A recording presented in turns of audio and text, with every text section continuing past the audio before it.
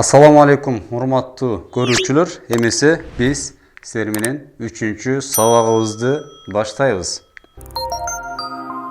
Бүгүнкү тамга бул жим тамгасы.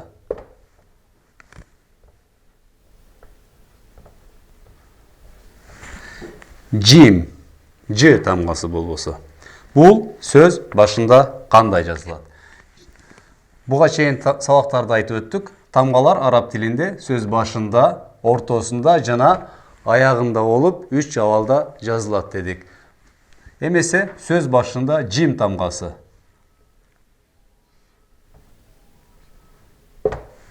Жим сөз башында, сөз ортосунда, анан сөз аягында.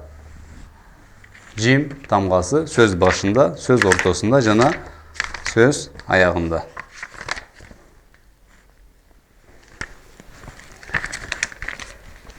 Экинчи тамга, кийинки тамга. Бул ха тамгасы. Айтылганда, туура айтканга аракет кылабыз. Ха, ха, ха. Мисалы, Рахман, Рахим дегендеги ха тамгалары. Сөз башында ха тамгасы. Ха сөз ортосунда жана сөз аягында. Дээрлик эки тамга көрүнүштө бири-бирине окшош эле, айырмалап турган эң негизги нерсе бул чекит. Алдына келсе бул жим тамгасы, чекиттен бош болгон болсо, эч кандай чекит жок болгон болсо, бул ха тамгасы болду. Андан кийинки тамга көрүнүшү ушул эле тамгаларга окшогон, бул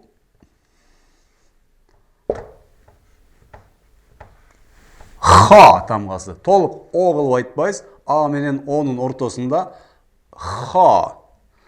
Ха. Анткени бул жоон тамга болгондугу үчүн катуу окулунат ушундай. Ха. Ха. Сөз башында. Маани беребиз. Үстүнө коюлду, бул ха болду. Чекит астына коюлганда бул жим, ж тамгасы болду. Сөз ортосунда жана сөз аягында. Ар бир тамганын өзүн башта айтып өткөнүбүздөй бир нече жолу жазабыз. Айтканыбыздай, башта да айтып өттүк, оңдон солго карап жазабыз. Албетте, міне мондай. Бул жака көздөтүп.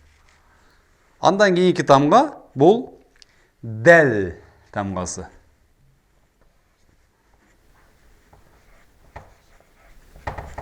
Дәл, лыны ичке. Дәл, дәл, дәл тамгасы. Сөз башында.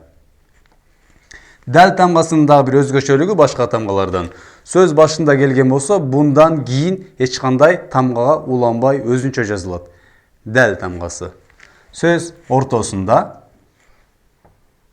жана сөз аягында. Сөз ортосунда жана сөз аягында дәл тамгасы бири-бирине окшош эле абалда жазылат.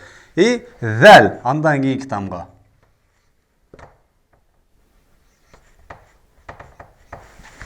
Белгилей кетүүчү нерсе, бул ушул зә тамгасы эки тиштин ортосуна тилди койгон абалда зә, мисалы, Куранда эң көп кездешкен сөздөрдүн бирөөсү хәзә, әлләзи, эки тиштин ортосуна ичке, зәл, зәл. Дә тамгасына эле окшош, айырмалап турган негизги нерсе бул чекит. Үстүндө чекит коюлган болсо, бул зә тамгасы. Чекит жок болгон болсо, дәл. Сөз башында. Бул дагы өзүнөн кийинки тамгага кошулбастан өзүнчө болуп жазылат. Зәл. Сөз аягында. Зәл. Эмесе башынан баштап кайталайбыз. Жим, ха, Ха. Ха. Эко тең х тамғасы.